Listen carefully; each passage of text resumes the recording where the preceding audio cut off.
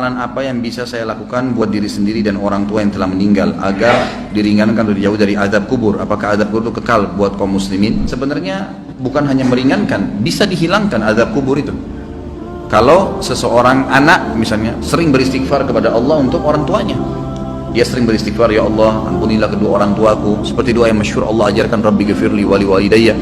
Doa ini pada saat mereka hidup atau mereka meninggal. Bukan mustahil karena seringnya orang mendoakan, maka dosa-dosanya diampuni oleh Allah. Dan kalau dosanya sudah bersih karena istighfar anaknya, maka bisa saja dia selamat dari azab kubur, nggak diazab lagi, gitu kan. Kalau dia hanya sekedar mendoakan beberapa kali dan memang kadar dosanya belum bersih, maka azab kubur akan datang, tapi pasti memang meringankan. Cuman saya bahasakan bisa saja hilang, bisa saja hilang.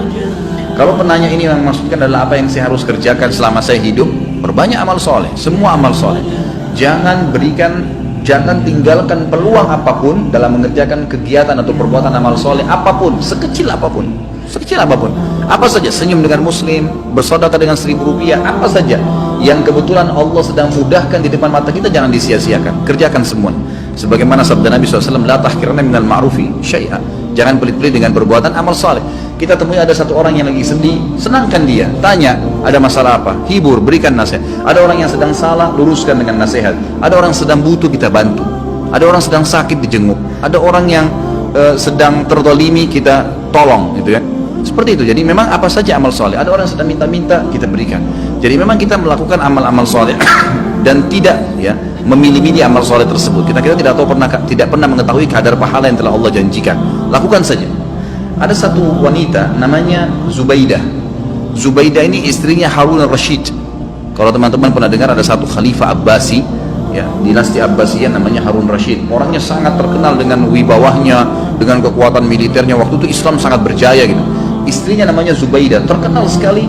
Zubaidah ini suka bersedekah sampai sekarang kalau Bapak Ibu sekalian lagi melewatin antara Arafah ke Muzdalifah, itu ada seperti benteng, bangunan lama gitu, cukup panjang berapa kilometer, itu dibangun oleh Zubaidah untuk memberikan minum jemaah haji karena sukanya beramal saleh gitu. Subhanallah, dinukil dalam buku-buku yang tujuannya menceritakan masalah keimanan. Pada saat Zubaidah meninggal, maka ada salah satu dari kerabatnya mimpi melihat Zubaidah. Lalu kerabatnya ini menanyakan, yang sering dibantu oleh Zubaidah, bagaimana Allah balas kamu dengan pancuran air yang kamu buat berapa kilo itu di Arafah? Kata dia, tidak ada satupun yang saya dapatkan pahala karena saya melakukannya riya untuk manusia. Lalu bagaimana keadaanmu? Kata kerabatnya, dia bilang, Allah telah mengampuni saya dengan sholat malam, 2 rakaat sholat malam yang saya rutin jaga setiap malam. Justru karena itu Allah ampuni. Kita nggak pernah tahu amal soleh mana yang Allah ampuni dosa-dosa kita. Maka kerjakan semua amal soleh, semua, jangan dipilah-pilah. Ada teman-teman subhanallah masuk masjid, ada kesempatan sholat sunnah qabliyah, enggak, duduk sibuk dengan HP-nya.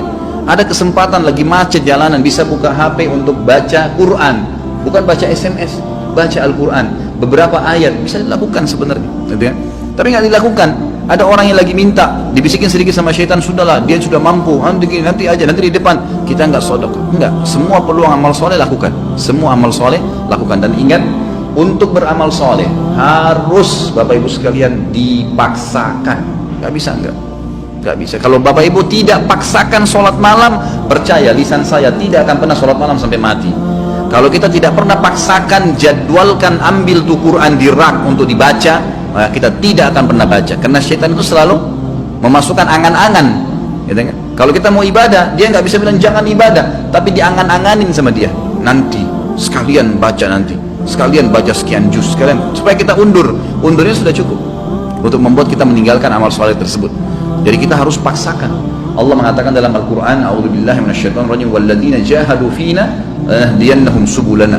Orang-orang yang memaksakan diri untuk menempuh jalan-jalan kami, maksudnya perintah-perintah kami, mengerjakan kewajiban yang sunnah, semua dijadwalin sama dia, dipaksakan diri, kami akan pandu dia menuju ke jalan-jalan kami. Kalau kita nggak paksain, nggak bakal bisa. Paksain, jadwalin, ya, ajak keluarga, ajak istri, ajak anak, harus lah, bisa enggak?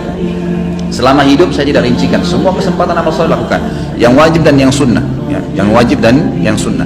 Kalau kerabat kita yang sudah meninggal, ada beberapa amal soleh yang bisa kita sampaikan untuk mereka. Yang pertama itu adalah memperbanyak istighfar, bertaubat, ya, mengatakan ya Allah ampunilah, ya Allah rahmatilah, Sebagaimana kita tahu doa pada saat kita sholat jenazah, kita mendoakan itu, Allahumma ighfir lahu warhamhu, ya Allah ampuni dia, ya Allah rahmati dia.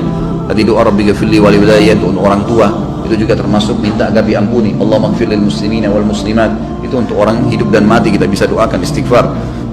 Ini sangat besar manfaatnya. Ada juga dalam hadis Bukhari dijelaskan akan datang nanti seseorang pada hari kiamat dikasih pahala bergunung-gunung. Jadi ternyata orang ini amal solehnya sudah banyak dan dia selamat dari azab kubur karena amal solehnya banyak, dosanya bisa dikatakan tidak ada tuh sedikit sekali. Di hari kiamat dikasih pahala bergunung-gunung. Lalu dia berkata kepada para malaikat, dari mana?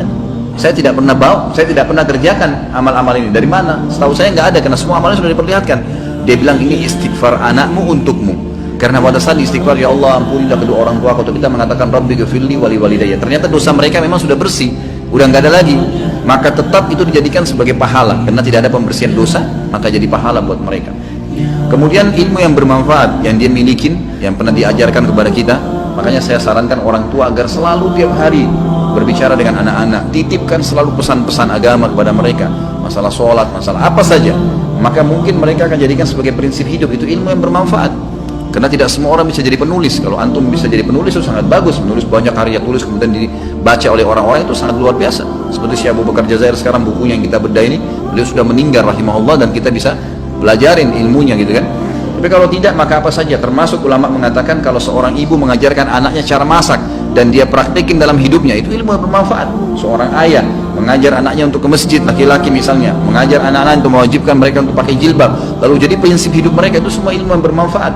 Itu semua ilmu yang bermanfaat. Kemudian sedekah jariyah yang ketiga, sedekah yang berjalan terus, ya, program-program perbaiki masjid, ya, rumah anak yatim. Dan ada di sini yang saya ingin ditiberatkan, yang banyak dilupakan oleh kaum muslimin, ya.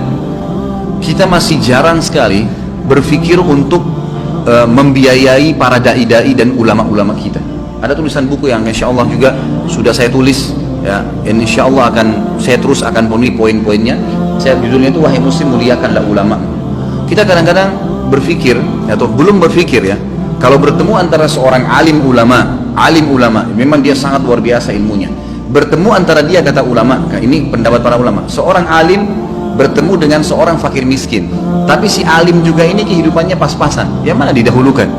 Kata para ulama, si alim yang didahulukan dari si fakir miskin, karena dia juga dalam keadaan miskin. Kenapa? Karena satu orang alim itu bisa memberikan manfaat kepada jutaan umat dibandingkan dengan orang fakir miskin yang tidak punya ilmu, sampai pada tingkat itu.